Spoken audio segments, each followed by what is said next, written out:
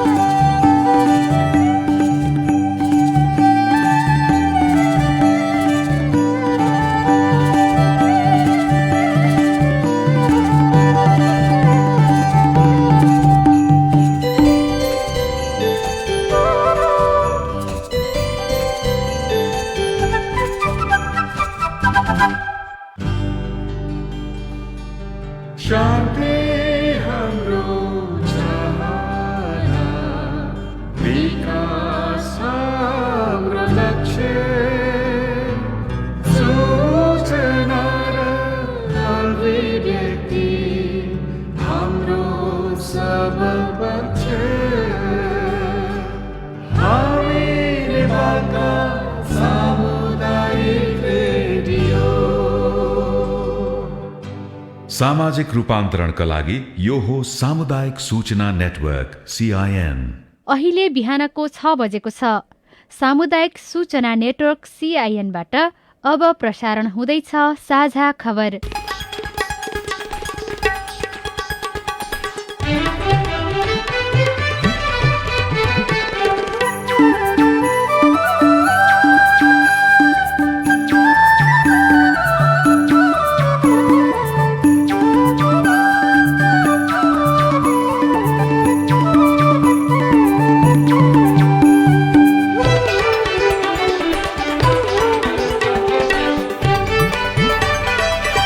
शुभ प्रभात। यो CIN को साझा खबर हो। गीता चिमोरियासँगै लील प्रकाश चन्दको तपाईँलाई स्वागत छ। सामुदायिक रेडियोबाट देशैभरि एकैसाथ प्रसारण भइरहेको साझा खबर CINखबर.com र मोबाइल एप CINबाट पनि सुन्न सकिन्छ।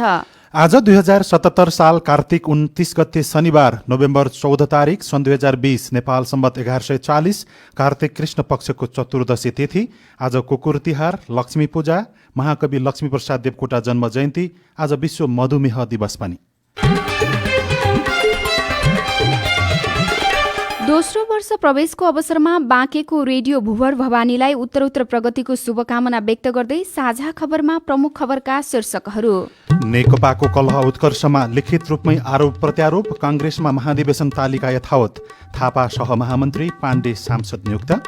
सरकारको खर्च घटाउन मितिव्यय मापदण्ड पारित, स्थानीय सरकारलाई वित्तीय सुशासनमा बाँधिँदै, प्रहरीमा ड्युटी समय घटाइँदै, बिदा बढाइँदै। 4 महिनाभित्र नेपालमा कोरोना खोप ल्याउने तयारी, कोरोना संक्रमण मुक्त हुनेको संख्या बढ्यो, यो वर्ष नेपाल फुलमा आत्मनिर्भर। भारतमा सक्रिय कोरोना संक्रमित घट्दै, इथियोपियामा सयौं गैरसैनिक नागरिकको आम हत्या भएको एमनेस्टीको भनाई, भारतको ओडिसा राज्यमा लिङ्ग पहिचान गराउने व्यक्तिबारे जानकारी दिए 1000 पुरस्कार। र अन्तर्राष्ट्रिय मैत्रीपूर्ण खेलमा नेपाल बङ्गलादेशसँग पराजित, युवा मन्त्रालयले 7 खेलाडीलाई राष्ट्रिय प्रतिभा सम्मान पुरस्कारबाट पुरस्कृत गर्ने।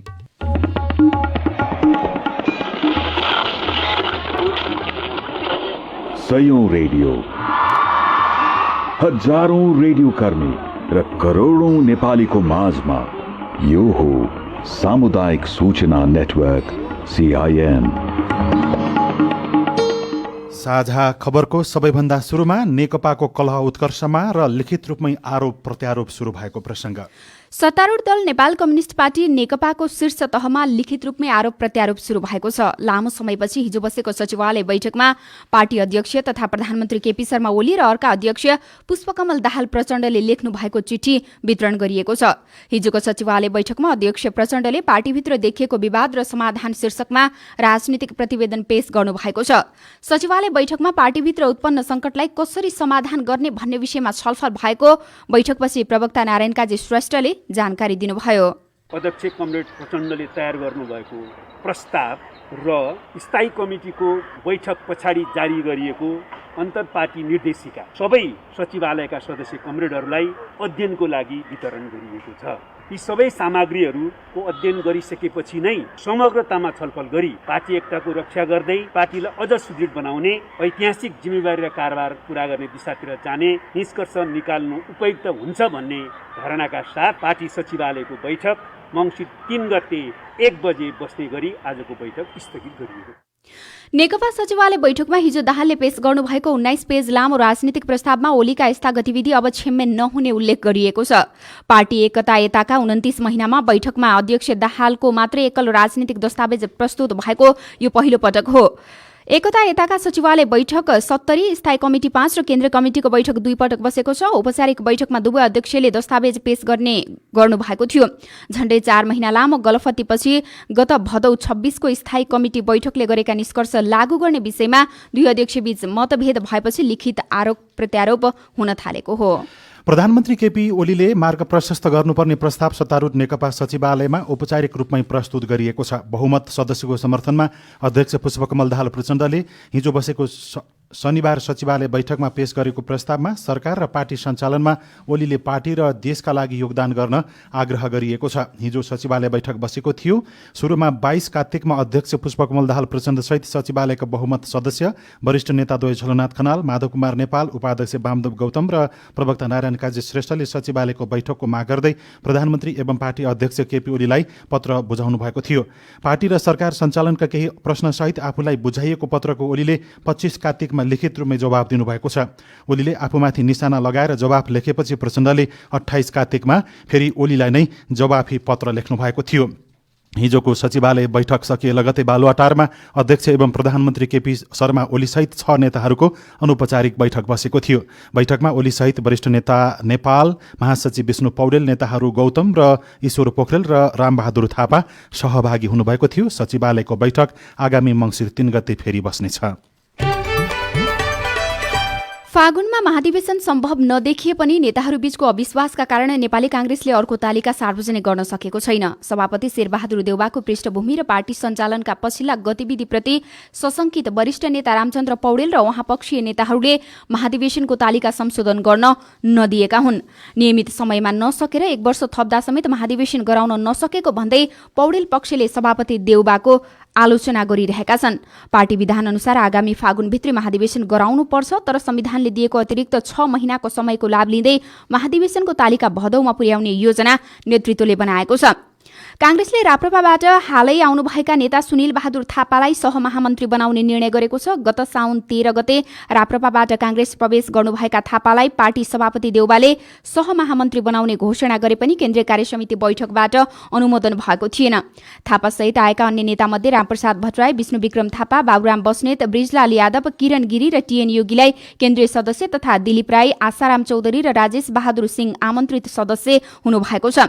थापासहितका नेताहरू पार्टीको अर्को बैठकमा सहभागी हुनुहुने बताइएको छ। यस्तै कांग्रेसले सूर्य बहादुर केसीको निधनका कारण रिक्त रहेको समानुपातिक तर्फको सांसदमा मोहन बहादुर पाण्डेलाई मनोनयन गर्न निर्वाचन आयोगमा सिफारिस गरेको छ। कांग्रेसले निर्वाचन आयोगमा बुझाएको बन्द सूचीमा केसीपछि खस आर्य तर्फको कोटामा पाण्डेको नाम समावेश भएको थियो।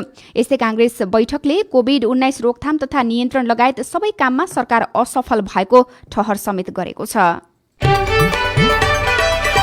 नेपालमा कोरोना भाइरसको खोप कहिलेसम्म आउला भनेर निश्चिन्त भन्न नसकिए पनि समग्र अवस्था र प्रयास अपेक्षित रहेमा आगामी 3-4 महिनामा पहिलो लट उपलब्ध हुने विश्वास गरिएको छ। स्वास्थ्य मन्त्रालयका प्रमुख विशेषज्ञ डाक्टर रोशन पोखरेलले मार्चसम्ममा नेपालमा सीमित मात्रामा खोप उपलब्ध गराउने गरी तयारी थालिएको बताउनुभयो।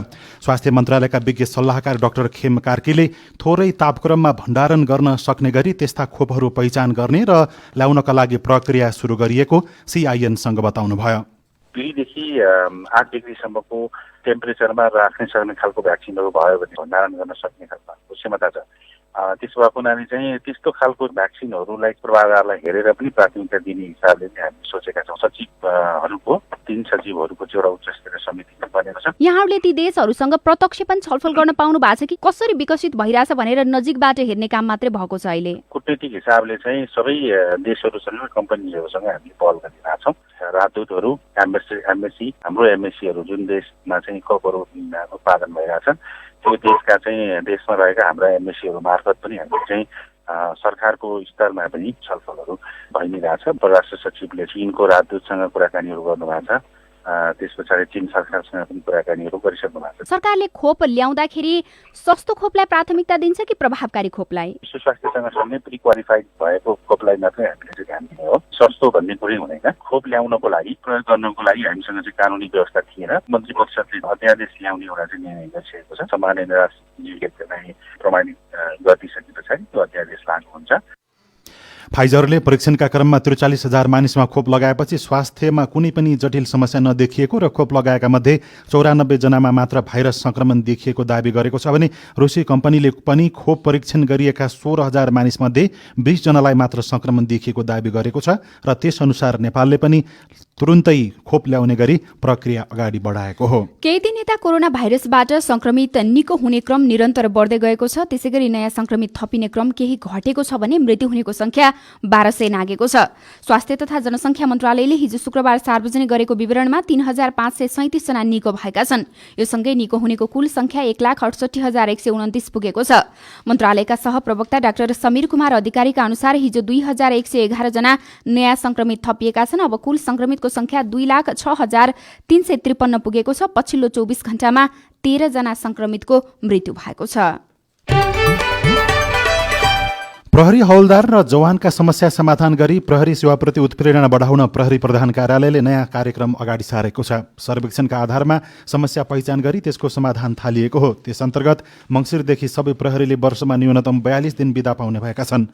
नियमावलीमा उल्लेखित बिदा मातहतका कर्मचारीलाई नदिने कार्यालय प्रमुखमाथि कारबाही गरिने समेत अगाडि सारिएको छ। 30 दिन घर बिदा र 12 दिन भइपरि बिदा अब सबै प्रहरीले पाउनेछन्। केन्द्रीय प्रहरी प्रवक्ता एसएसपी कुबेर कठायतले सीआईएनसँग भन्नुभयो 1 मङ्सिरदेखि प्रहरी प्रधान कार्यालयको सफ्टवेयर मार्फत त्यसको निगरानी गरिनेछ। प्रहरीको मानव स्रोत तथा प्रशासन विभागले यसका लागि छुट्टै सफ्टवेयर बनाइसकेको छ, जसबाट कुन प्रहरी कति दिन बिदा बस्यो भन्ने निगरानीमा राखिनेछ। कुनै प्रहरी लामो समय बिदा नबसेको पाइएमा पनि सोधी खोजी गरिने एसएसपी कडायतले बताउनुभयो। काम धेरै तथा जनशक्ति कम भएकाले हाल प्रहरीको नियमअनुसारका बिदा समेत उनीहरूले पाएका छैनन्। नेपाल प्रहरीमा कार्यरत हौलदार र जवानहरूको मनोबलको वर्तमान अवस्था, कारक तत्त्व तथा उत्प्रेरणा अभिवृद्धिका क्षेत्रहरू सम्बन्धी अध्ययनमा धेरै जवान र हौलदारले वर्षमा 15 दिनसम्म बिदा पाएको गुनासो गरेका थिए। कसरी सम्भव भयो नेपाल फुलमा आत्मनिर्भर बन्न? र अर्को कुरा, यो वर्ष चाहिँ कोभिडको महामारी नभएको भए पनि तिहारको सयपत्रीलाई आयात गर्नु नपर्ने गत वर्षदेखि नै हामीले एउटा प्लानिङ बनाइराखेका थियौँ। सरकारको खर्च घटाउन मितव्ययी मापदण्ड पारित, स्थानीय सरकारलाई वित्तीय सुशासनमा बाँधिँदै लगायतका खबर बाँकी नै छन्। सीआईएनको साझा खबर सुन्दै गर्नुहोला। राष्ट्रिय दलित आयोगको सूचना। कसैले कुनै पनि व्यक्तिलाई प्रथा, परम्परा, धर्म, संस्कृति, रीतिरिवाज, जात, जाति, वंश, समुदाय, पेशा वा व्यवसाय वा शारीरिक अवस्थाका आधारमा कुनै वस्तु, सेवा वा सुविधा उत्पादन वा बिक्री गर्नबाट रोक्न वा खास जातिको व्यक्तिलाई मात्र बिक्री गर्ने गरी उत्पादन वा वितरण गर्न पाइँदैन। परिवारका सदस्यलाई बहिष्कार गर्ने वा गाउँ निकाल्ने वा निस्कन बाध्य पार्ने, अन्तर्जातीय विवाह गर्न रोक्न, भइसकेको विवाह विच्छेद गर्न कर गर्न, लेख, रचना, चित्र, कार्टुन, पोस्टर, साहित्य वा अन्य कुनै पनि माध्यमबाट जातीय उच्च वा नीच दर्शाउने, जातीय उच्चता वा घृणामा आधारित विचारको प्रचार प्रसार गर्ने वा अन्य किसिमले जातीय विभेदलाई प्रोत्साहन गरेमा तथा श्रममा लगाउन वा श्रमबाट निष्कासन वा पारिश्रमिकमा भेदभाव गर्ने कसुर गर्नु हुँदैन। यदि कसैले यस्तो कसुर गरेमा निजलाई 2 महिनादेखि 2 वर्षसम्म कैद र 20,000 रुपियाँदेखि 1 लाख रुपियाँसम्म जरिवाना हुन्छ। राष्ट्रिय दलित आयोग, जाउलाखेल, ललितपुर। महान्यायाधिवक्ताको कार्यालयको अनुरोध। जबरजस्ती करणी अर्थात् बलात्कार जघन्य अपराध हो। कुनै पनि महिलाको मन्जुरी नलिई यौनजन्य क्रियाकलाप गरेमा जबरजस्ती करणी गरेको मानिन्छ। कर, काप, डर, त्रास वा प्रलोभनमा पारी झुक्काई अपहरण गरी वा शरीर बन्धक बनाई लिएको मन्जुरीलाई मन्जुरी मानिँदैन। याद राखौं, 18 वर्षभन्दा कम उमेरको बालिकाको मन्जुरी लिए करणी गरेमा पनि जबरजस्ती करणी गरेको मानिनेछ। यस्ता कसुर गर्नेलाई जन्म कैदसम्मको सजाय हुन सक्छ। त्यस्तो अपराध गर्न सहयोग गर्ने, स्थानीय स्तरमा मिलाउने र पीडित वा परिवारलाई लोभ लालच वा धम्की दिई घटना लुकाउनेलाई पनि सजाय हुने हुँदा यस्ता अपराधमा संलग्न नहुन सबैलाई जानकारी गराइन्छ। जबरजस्ती करणीको बारेमा थाहा पाउने जोसुकैले तुरुन्तै प्रहरीलाई सूचना दिई अपराध गर्ने व्यक्तिलाई कानुनी दायरामा ल्याउन सहयोग गर्नु हुन सबैमा अनुरोध गर्दछौं। युनिसेफ संघको सहकार्यमा महान्यायाधिवक्ताको कार्यालय। सामाजिक रूपान्तरणका लागि यो हो सामुदायिक सूचना नेटवर्क CIN। तपाईँ अहिले देशभरिका सामुदायिक रेडियो CIN खबर.com र मोबाइल एप CIN-बाट एकैसाथ साझा खबर सुन्दै हुनुहुन्छ। अब आज काठमाडौँबाट प्रकाशित पत्र पत्रिकाहरूको खबर। राजधानी दैनिकले अर्थमन्त्री पौडेलले सरकारको खर्च घटाउने योजना ल्याउनु भएको खबर पहिलो पृष्ठमा छापेको छ। फजुल खर्च नियन्त्रण गर्ने नीति लिएको सरकारले सार्वजनिक खर्चमा मितव्ययिता कायम गर्ने सम्बन्धी मापदण्ड 2077 पारित गरेको छ। बिहिबारको मन्त्रीपरिषद बैठकले अर्थ मन्त्रालयको प्रस्तावमा यो मापदण्ड पारित गरेको हो। कोरोना महामारीका कारण मुलुकको अर्थतन्त्र समस्यामा परेको भन्दै अर्थमन्त्री विष्णुप्रसाद पौडेलको पहलमा सार्वजनिक खर्चमा मितव्ययिता कायम गर्ने सम्बन्धी मापदण्ड अगाडि बढाइएको थियो। कोरोना भाइरस संक्रमणको प्रभावका कारण मुलुकको व्यापार व्यवसायमा समस्या परेको, पर्यटन क्षेत्र उठ्नै नसक्ने गरी थला परेको जस्ता जटिलतालाई मध्यनजर गर्दै अर्थ मन्त्रालयले यस्तो मापदण्ड तयार गरेको थियो। अर्थमन्त्री पौडेलले कोरोनाले राजस्व आम्दानी घटेको र अन्य दायित्व बढेर आर्थिक स्रोतमा चाप बढिरहेका बेला अर्थतन्त्रलाई सबल बनाएर फजुल खर्च घटाउने लक्ष्यसहित मापदण्ड ल्याइएको र त्यसको सशक्त कार्यान्वयन गरिने पनि बताउनु भएको छ। पहिलो पृष्ठमा स्थानीय तहलाई सुशासनयुक्त बनाउन अग्रगामी पहल भएको खबर छापिएको छ। देशभरका 753 वटा स्थानीय तहका प्रमुख प्रशासकीय अधिकृतलाई सुशासनमा रही इमान्दारितापूर्वक काम गर्नुपर्ने गरी जिम्मेवारी र वित्तीय सुशासनमा बाँधिने भएको छ। संघीय मामिला तथा सामान्य प्रशासन मन्त्रालयले हिजो शुक्रबार मन्त्री स्तरीय निर्णय मार्फत 753 वटा स्थानीय तहका प्रमुख प्रशासकीय अधिकृतले वित्तीय सुशासन कायम गर्ने, सेवा प्रवाह प्रभावकारी बनाउने, भ्रष्टाचार नगर्ने, सार्वजनिक जवाबदेहिता प्रवर्धन गर्ने लगायतका 18 बुँदे प्रतिबद्धता जनाएर मात्रै काम गर्नुपर्ने निर्णय गरेको हो। राजधानी दैनिकले नै पुनः लकडाउन गरे ठूलो क्षति हुने वायु सेवा सञ्चालक संघले बताएको खबर छापेको छ। वायु सेवा सञ्चालकहरूले आगामी तिहार र छठ पर्वपछि काठमाडौँ उपत्यकामा पुनः लकडाउन गर्न उपत्यका मेयर फोरमले दिएको सुझावप्रति आपत्ति जनाउँदै फेरि लकडाउन गरिए देशको आर्थिक गतिविधिमा ठूलो धक्का पुग्ने बताएका छन्। नयाँ पत्रिका दैनिकले सरकारले अनुदानबाट 208 भेन्टिलेटर जुटाएको प्रसङ्ग छापेको छ। देशमा कोरोना संक्रमण देखिएको 9 महिनाको अवधिमा विभिन्न सरकारी अस्पतालमा 208 भेन्टिलेटर थपिएका छन्। तर ती सरकारले खरिद गरेको नभएर दाताहरूले दान गरेका हुन्। सरकारले त 3 महिना अघि टेन्डर गरेका 22 वटा भेन्टिलेटर समेत अहिलेसम्म पनि खरिद गर्न सकेको छैन। आह्वान भए पनि निर्णय अझै भएन। 120 आइसियु बेड थप्ने मागमै गरेको घोषणा पनि सरकारले कार्यान्वयनमा ल्याउन सकेको छैन। अमेरिकाले 100 थान भेन्टिलेटर हिजो सहयोग गरेको खबर छ। 3 वर्षमा सुदूरपश्चिममा 885 वटा दुर्घटना भएका र 594 जनाले ज्यान गुमाएको खबर पनि छापिएको छ। पछिल्लो 3 वर्षमा सुदूरपश्चिममा भएका 885 वटा सवारी साधन दुर्घटनामा 594 जनाको मृत्यु भएको छ। दुर्घटनामा 959 जना गम्भीर घाइते भएका छन्। सुदूरपश्चिम प्रदेश ट्राफिक प्रहरी कार्यालयको तथ्याङ्क अनुसार चालु आर्थिक वर्षको 3 महिनामा मात्रै 175 सवारी साधन दुर्घटनामा परेका थिए। बैतडीमा अस्ति राति भएको दुर्घटनामा 9 जनाको मृत्यु भएको छ, 34 जना घाइते भएका छन्। भित्रीपन्नामा भारतीय कामदार आउन नपाउँदा उद्योग र निर्माण क्षेत्र प्रभावित भएको खबर छ। चाडपर्व छोडेर महामारीका बीच कामको खोजीमा दैनिक सयौं नेपालीहरू भारत गइरहेका छन्। असोज यता मात्रै मित्रनगर, चित्रनगर र गड्डा चौकी नाकाबाट झण्डै 60,000को संख्यामा नेपालीहरू भारत गएको प्रहरीको तथ्याङ्कले देखाउँछ। कामको खोजीमा नेपालीहरू भारत गइरहँदा लकडाउनकै समयमा स्वदेश गएका भारतीय कामदार नफर्किँदा त्यहाँको उद्योग, व्यवसाय र निर्माण क्षेत्र प्रभावित भएको यो धनगढीको खबर छापिएको छ। साझा खबरमा अब हेलो CIN स्नेहा कर्णबाट। सिराहाका अनिरुद्ध यादवको प्रश्न छ, शिक्षण सिकाइ अनुदान दशैं र तिहारको बीचमा नै वितरण गर्ने भनिए पनि अहिलेसम्म पनि पाउन सकेका छैनौं। शिक्षा मन्त्रालयले किन यसमा चासो नदेखाएको होला? तपाईको जिज्ञासा हामीले शिक्षा विज्ञान तथा प्रविधि मन्त्रालयका शिक्षा सचिव गोपीनाथ मैनाली समक्ष राखेका छौं। त्यो अनुदानको चाहिँ एउटा कार्यविधि छ त्यो कार्यविधि चाहिँ अर्थ मन्त्रालयमा हामीले लेखी पठाएका थियौँ। यो कोभिड लगायतको विभिन्न कुराले गर्दा अलिकति लेट भयो, त्यस कारण अर्थ मन्त्रालयबाट सहमति दिइसकेको जस्तो लाग्छ मलाई। मैले फलोअप गरिरहेको थिएँ, अब यो पनि छिटै जान्छ। नमस्ते, मेरो नाम कमल आरसी हो। बारेकोट गाउँपालिका 1 जाजरकोटबाट बोलिरहेको छु। मेरो बुबाको नामको जग्गा 2024 सालको नापीमा बाबाको नाममा नआई छुटेको रहेछ। बुबाको मृत्यु भइसकेको र बाबाको नाममा जग्गा आउँछ कि आउँदैन, आउने भए के गर्नुपर्छ भनिदिनु होला। यस विषयमा हामीले अधिवक्ता केदार आचार्यलाई सोधेका छौं। पहिले मालपोत कार्यालयमा मेरो छुट जग्गा दर्ता गरी पाऊँ भनेर बुवाको बाजेको 3 पुस्ते खुलिएको आफ्ना नाता प्रमाणित रहेको प्रमाण कागजहरू र नागरिकता र त्यसपछि जग्गाका प्रमाण के छ त्यो प्रमाण समेत राखेर गाउँपालिका नगरपालिका छ त्यहाँबाट वडा कार्यालय छ, ती कार्यालयहरूबाट पनि सशुल्क तथा सिफारिस गराएर मालपोत कार्यालयमा छुट जग्गा दर्ता गरी पाऊँ भनेर निवेदन दिने।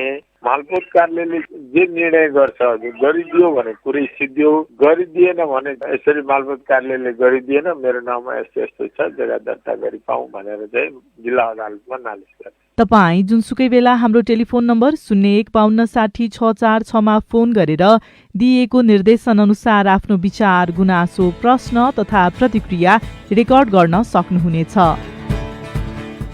अब विदेशको खबर। उत्तरी इथियोपियाको टिग्रे क्षेत्रमा बढ्दो द्वन्द्वका माझ सम्भवतः सयौं गैर सैनिकहरूको आत्महत्या भएको एउटा अन्तर्राष्ट्रिय मानवाधिकारवादी संस्था एमनेस्टी इन्टरनेसनलले जनाएको छ। प्रत्यक्षदर्शीहरूले टिग्रे पिपल्स लिबरेसन फ्रन्ट टिपिएलएफ नामक संगठनका सैनिकहरूले सोमबार भएको त्यस्तो नरसंहारको घटना गराएको बताएका छन्। तर टिग्रेका अधिकारीहरूले टिपिएलएफका समर्थकहरू र उक्त घटनामा संलग्न नभएको दावी गरेका छन्। भारतमा कोरोना भाइरसबाट संक्रमित भई सक्रिय अवस्थामै रहेकाहरूको संख्या पछिल्लो दिनमा न्यून हुँदै गएको छ। कोरोना भाइरसको महामारीबाट अति प्रभावित मुलुकहरूको अग्रपंक्तिमा रहेका मध्ये भारतमा पछिल्लो समयमा दैनिक संक्रमितको संख्यामा पनि कमी आएको छ। सरकारी अधिकारीहरूले शुक्रबार दिएको जानकारी अनुसार पछिल्लो 24 घण्टामा 44,878 जना संक्रमित त्यहाँ थपिएका छन्। भारतको ओडिसा राज्यको गन्जाम जिल्ला प्रशासनले लिङ्ग पहिचान गराउने व्यक्तिहरूको बारेमा जानकारी दिएमा 1,000 भारतीय रुपियाँ पुरस्कार दिने घोषणा गरेको छ। गन्जाम जिल्ला समन्वय समितिको बैठकमा कलेक्टर विजय अमृता कुलाङ्गेले सूचना दिने व्यक्तिहरूलाई 1,000 भारतीय रुपियाँ पुरस्कार राशिले सम्मान गर्ने घोषणा गर्नुभएको हो। अब खेलकुदका खबर। अन्तर्राष्ट्रिय मैत्रीपूर्ण खेलमा नेपाल बंगलादेशसँग पराजित भएको छ। बंगलादेशको ढाकामा हिजो भएको पहिलो मैत्रीपूर्ण खेलमा नेपाल बंगलादेशसँग 2-0 गोल अन्तरले पराजित भएको हो। बंगबन्धु रंगशालामा भएको खेलमा बंगलादेशलाई जित दिलाउन मोहम्मद नाबिब, नवजीवन र मबुबुर रहमानले 1-1 गोल गर्नु भएको थियो। पहिलो हाफको 10औं मिनेटमा मोहम्मद नबीबले गोल गर्दै घरेलु टोलीलाई अग्रता दिलाउनु भएको थियो। त्यसपछि खेलको 80औं मिनेटमा रहमानले गोल गर्दै बंगलादेशलाई 2-0 को जित दिलाउनु भयो। बल पोजिसनमा पकड बनाए पनि नेपाल भने घरेलु टिम विरुद्ध गोल गर्न चुकेको थियो। यस जितसँगै बंगलादेशले नेपालसँग साफ च्याम्पियनशिपमा बेहोरेको हारको बदला लिएको छ। फिफा विश्वकप छनौटको दोस्रो चरण खेलिरहेको नेपालले तयारीका लागि मैत्रीपूर्ण खेल खेलेको हो। दोस्रो मैत्रीपूर्ण खेल अब मंसिर 2 गते हुनेछ। युवा तथा खेलकुद मन्त्रालयले 13औं दक्षिण एसियाली खेलकुद सागमा दोहोरो स्वर्ण विजेता मण्डेकाजी श्रेष्ठ र आयशा साकेसहित 7 खेलाडीलाई राष्ट्रिय प्रतिभा सम्मान पुरस्कारबाट पुरस्कृत गर्ने भएको छ। पुरस्कृत हुने अन्य खेलाडीहरूमा साइक्लिङकी लक्ष्मी मगर, गल्फका सुभाष तामाङ, एथलेटिक्सकी सन्तोषी श्रेष्ठ, शारीरिक सुगठनका समीर श्रेष्ठ र भारोत्तोलनका विकास थापा रहेका छन्। यस्तै कराते प्रशिक्षक कुशल श्रेष्ठ र तेक्वान्दो प्रशिक्षक नवीन कुमार श्रेष्ठलाई समेत पुरस्कार प्रदान गरिने मन्त्रालयले जनाएको छ। र अन्तर्राष्ट्रिय मैत्रीपूर्ण खेलमा जापानले जित निकालेको छ। गैराती भएको खेलमा जापानले 10 खेलाडीमा सीमित पानामालाई 1-0 गोल अन्तरले पराजित गरेको हो। घरेलु मैदानमा जापानलाई जित दिलाउन ताकुमी मिनामिनोले निर्णायक गोल गर्नु भएको थियो। पुलमा आत्मनिर्भर हुँदै नेपाल रेडियो कुराकानी। अरू खबर र कार्टुन पनि बाँकी नै छ। CIN को साझा खबर सुन्दै गर्नुहोला। हेलो, सन्चै हुनुहुन्छ? सन्चै छु। अनि के छ त्यताको हाल खबर? अब के ठिक छ भन्नु, के ठिक छैन भन्नु। यति बेला त्यतातिर के छ नि?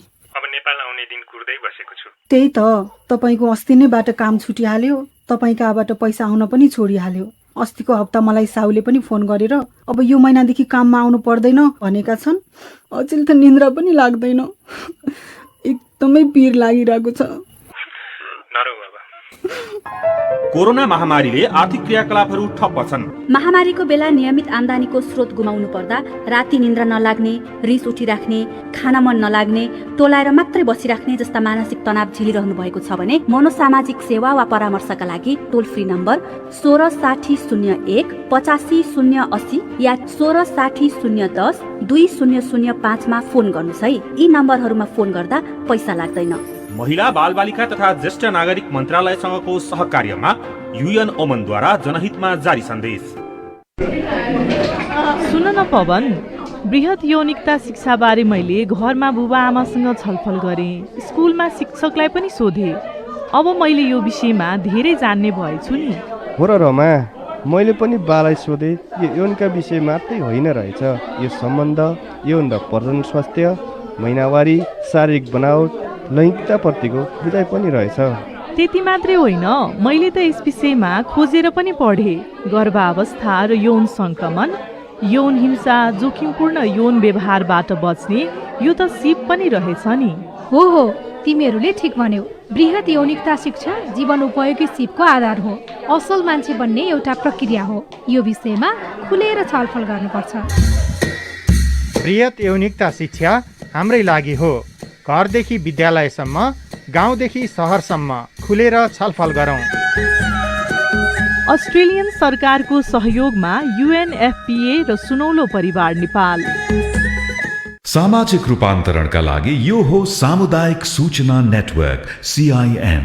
साझा खबरमा अब तिहारमा आवश्यक फूलको कुरा। हरेक वर्ष तिहारमा नेपालमा फूलमालाको अभाव हुने गर्थ्यो र करोडौंको फूल विदेशबाट आउने गर्थ्यो। तर यसपालि अवस्था त्यस्तो छैन। कसरी सम्भव भयो नेपाल फूलमा आत्मनिर्भर बन्न? साथी स्नेहा कर्णले फ्लोरिकल्चर एसोसिएसन नेपाल फ्यानका अध्यक्ष कुमार कसजु श्रेष्ठसँग कुराकानी गर्नुभएको छ।